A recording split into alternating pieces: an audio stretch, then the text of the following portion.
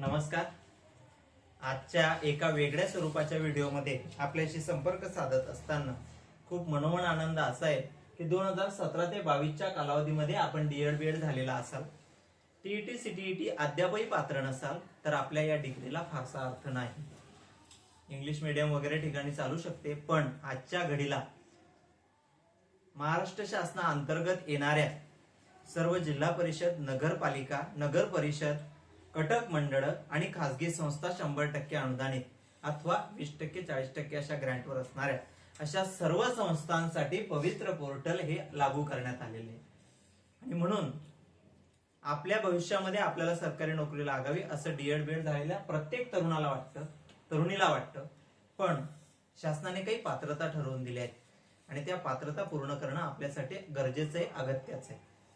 आणि त्यामध्ये आता मग मी टायटल आजच असं दिलंय, नव्याने डीएड बीएड झालेल्या माझ्या बंधू भगिनींसाठी शिक्षक होण्यासाठी टीईटी अथवा सीटीईटी हा बेस आहे.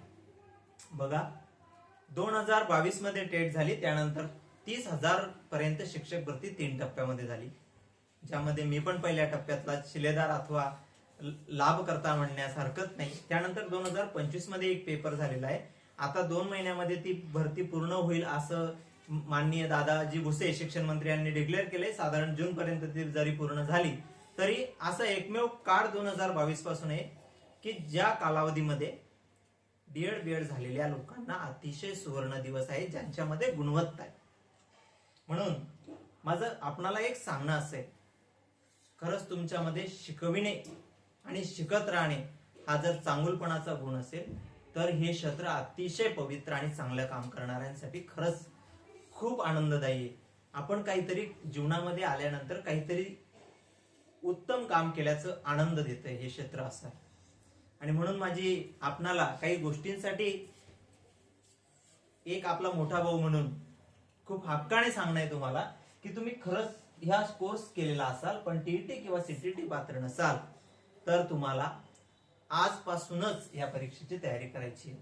बघा, आपल्याकडे पूर्ण वेळ आहे, कारण लागलेल्या लोकांना सुद्धा टीईटी आज द्यावी लागते. त्यांच्याकडे तर जॉब, घराची जबाबदारी आणि इतर अशा अनेक जबाबदाऱ्यांमधून ते अभ्यास करून पात्र होत आहेत. मग आपल्याला तर अजून काहीच नाही, फक्त एक डिग्रीचा कागद आपल्या हातामध्ये. आणि मग तुम्ही काय केलं पाहिजे आणि काय करायला नको यासाठी तुम्हाला खास आज काही महत्वाच्या टिप्स मी देणार. बघा, पूर्ण वेळ तुमच्याकडे आहे. यासाठी तुम्ही प्रथम टीईटीची आणि सीटीईटी अशी दोघांची तयारी करू शकतात. आता सध्याच्या घडीला आज 21 जूनला टीईटीचा पेपर आहे आणि त्यामुळे 2-2.5 महिन्यामध्ये टीईटीची तयारी तुम्ही करायची आणि सोडून द्यायची नाही.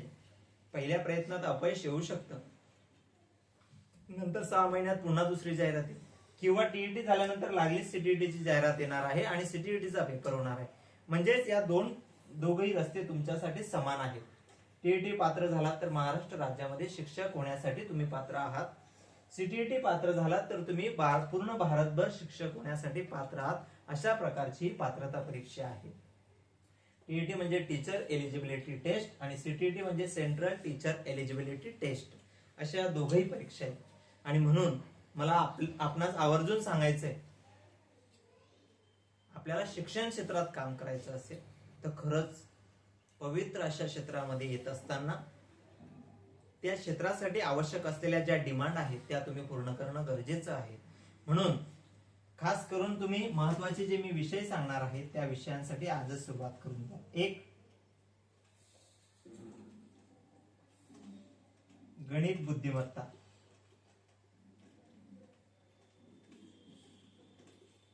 इंग्रजी आणि जीके. बाकी महाराष्ट्रामध्ये मराठी, हिंदी हे कॉमन विषय आपले असतातच, पण जीके मध्ये इतिहास, भूगोल, नागरिकशास्त्र टीईटी साठी आवश्यक, सीटीईटीला नाही. पण गणित बुद्धिमत्ता याला जास्त, कमीत कमी तुम्ही दररोज 3 तास हा या विषयाचा अभ्यास केला पाहिजे, 3 आवर. इंग्रजीसाठी रोज 2 तास दिले पाहिजे. का बरं? याचं कारण असं आहे, टीईटी सीटीईटी पात्र झाल्यानंतर शिक्षक भरतीसाठी आवश्यक असलेली टेट परीक्षा असते, त्यामध्ये 50% वेटेज या एका विषयाला आहे, गणित बुद्धिमत्ता. आणि म्हणून गणित बुद्धिमत्तेचा अभ्यास दररोज 3 तास तुमचा झालाच पाहिजे. त्यानंतर इंग्रजी हा विषय जो तुम्हाला टीईटी मध्ये 30 गुणांसाठी आहे आणि फक्त टीईटी साठी नाही, येणाऱ्या कालावधीमध्ये काही नियमावली चेंज होऊ शकते इंटरव्ह्यू वगैरे साठी, तर त्यावेळेस इंग्रजीचे बेसिक ग्रामर वगैरे आपलं क्लिअर असलं पाहिजे. आणि म्हणून त्यासाठी स्पर्धा परीक्षाचं बाळासाहेब शिंदेचं असेल किंवा MJ शेख सरांचं असेल किंवा अजून काही असेल, तर या पुस्तकातून तुम्ही तुमचं इंग्रजी पक्क करून घेतलं पाहिजे. सर्वसाधारणपणे आपल्यामध्ये जी भीती असते ती दूर करून इंग्रजीला जवळ केलं पाहिजे, कारण आपल्याला समोर असणाऱ्या विद्यार्थ्याला पहिलीपासून इंग्रजी आहे.